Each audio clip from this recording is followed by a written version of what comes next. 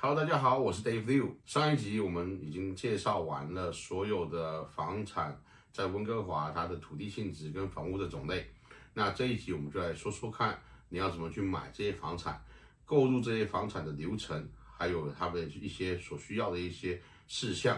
那我们就话不多说，开始吧。通常来说，市场热络的季节呢是春季。还有秋季的时候，因为你在暑假的时候，很多人可能会出国去旅行、出国去玩等等的。而冬季因为这边下雪下雨，天气也不好，然后再加上要过节了，就是这边的圣诞节啦、感恩节这些的，所以一般来说，除了这两个夏季跟冬季呢，其他的时间季节是比较好的一个买房跟卖房的时机。不过不用担心，如果就算你要买房或卖房的时机不在这个季节，我们也可以帮你尽可能的完成，达到你的这个资产的一个目标。那首先你要买房，你第一个要做到什么？你要知道你能买多少钱的房子。那怎么知道你可以买多少钱的房子呢？那就是第一个，你要先去找贷款人员去询问。我们这边会做一个叫做 pre-approval。pre-approval 的意思就是说，银行或借贷机构它给你一个额度。这个额度呢，是你可以借到的钱是多少钱，利率是多少。所以最主要你要找一个借贷的人员或借贷机构算一下你可以借到多少钱，这个利率你满不满意？那通常来说，我们这边的借贷人员有分几种。这个借贷人员呢，我们有 mortgage broker， 就是他们是一个佣金制的，然后是类似中介性质，帮你专门找贷款的，他可以从各式各样的借贷机构借钱。另外一种就当然是去传统的银行里面。去里面跟他们算你可以借多少钱，你要提供您的收入证明。如果你是新移民的话，那你是什么时候 land 的，什么时候来到加拿大的，那这些资料提供给他之后，他可以帮你去计算一个你的 pre-approval。如果你是找 mortgage broker 去借贷的话，mortgage broker 呢，他们一般来说呢是有几个借贷的方，比如说最常见最好的利率就是 A lender。A lender 呢，就是一般的五大银行，皇家银行啦、道明银行啦这些大银行，是我们所说的 A lender， 他们通常提供的利率是最优惠的。如果 A lender 你没有办法去符合他们的借贷的条件，你可以试试看用 B lender。当然，这贷款人员 mortgage broker 他会帮你去做这个步骤。那 B lender 就是我们所谓的 credit union 信用合作社这一类的，比如说像我们 City Credit Union 啊、Citizen Credit Union 这一些。信用合作社，他们也可以借贷给您，他们通常条件比较没那么严苛，利率肯定也不会太差，所以这是 B lender。那通常来说还有 C lender， 那 C lender 的话就是 private lender 了 ，private lender 就是你要去找那种比如 Dominion Lending 这一种的机构，私人借贷通常期间会比较短，可能是1年，可能是半年，可能是几个月，是让你先过这一关，过了这一关之后呢，你再去找五大银行或者找 Credit Union 去借钱。把这个坑填上，那这种情况实际上在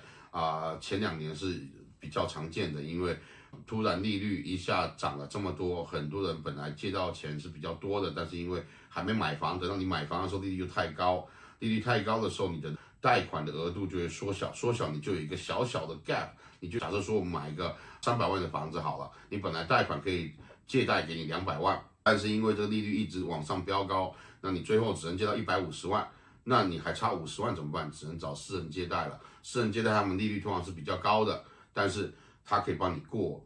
了这一关。那过了1年半年之后，你可以再去找这个钱出来，比如说去找 A lender， 就是五大银行或者是 Credit Union 去把这钱填上，这样就没事了，就一个暂时借渡的一个私人贷款。当然，这个是贷款的第一步骤，所以你这边你就可以知道说你可以借到多少钱，这个利率是不是合算，你每个月月供是多少，那你一切都准备就绪，那我们就进到下一步。下一步呢，就是我登场啦。事实上，一开始你可以先找我，因为我这边都有一些熟识的一些贷款人员可以介绍给您，您可以去跟这些贷款人员去咨询一下你可以贷款的这些情况。那同时他在做 pre-approval。补充一下好了 ，pre-approval 在这边呢是一个银行或者借贷中心，它可以借给你多少钱的一个证明吧。那它上面是有条件的，比如说你的房屋是多少钱，你收入是多少钱，你在这几个月你是不是有稳定收入，没有被公司辞退等等这些条件，或者是新移民的条件你没有这个失去你的移民的条件等等的这些，你要把这些条件都符合了，他就愿意借贷给你这么多钱，给你这个利率。这 pre-approval。那这些贷款人员介绍给您之后，你们就会去做这个 pre-approval。在做 pre-approval 的同时，我们就开始去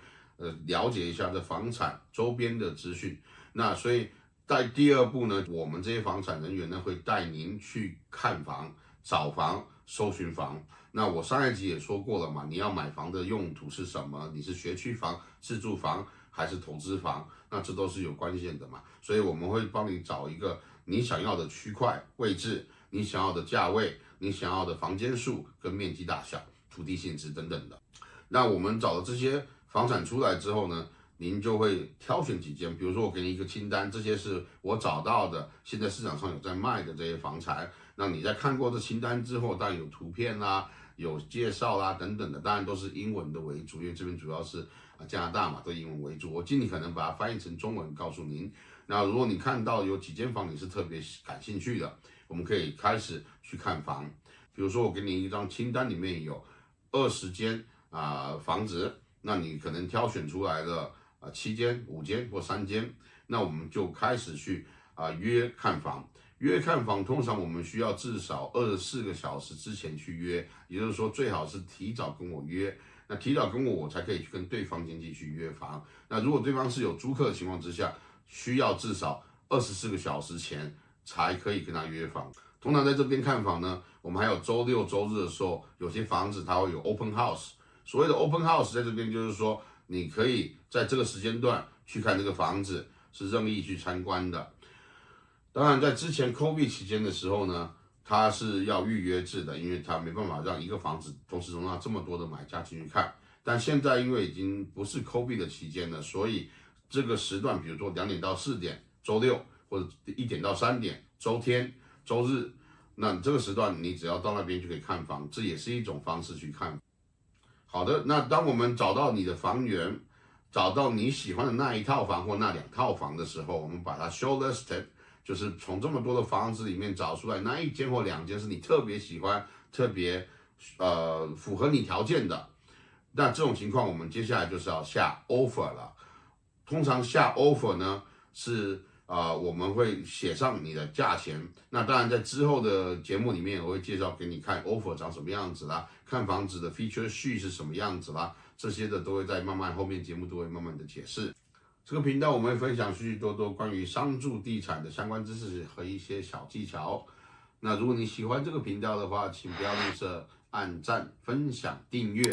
打开你的小铃铛，这样就不会错过任何一集精彩的内容啦。谢谢。